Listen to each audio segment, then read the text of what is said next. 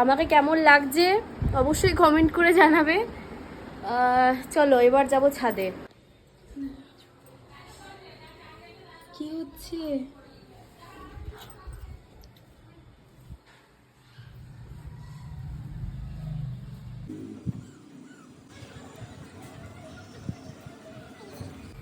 আর বলো না, কাকিমাদের ঘরে একটা কুকুর আছে, আমরা জ্বালাতনে পুড়ে একবারে শেষ হয়ে গেলাম। আমি ওই জন্য গেটে ছিটকিটা আটকে দিলাম যাতে কুকুরটা না আসতে পারে।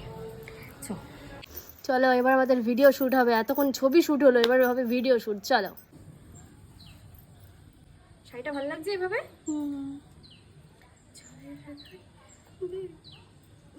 কি সুন্দর।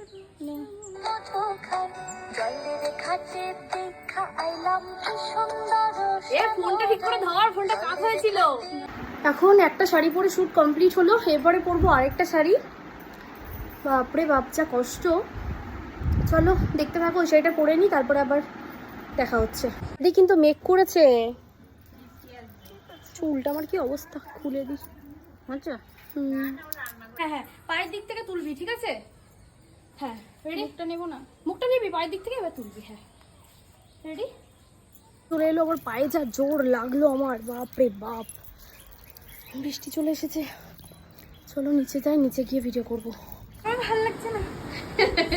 দুটো রিলস বানিয়ে হয়ে গেল, আমরা তখন রিং লাইট দিয়ে ভিডিও বানাচ্ছিলাম।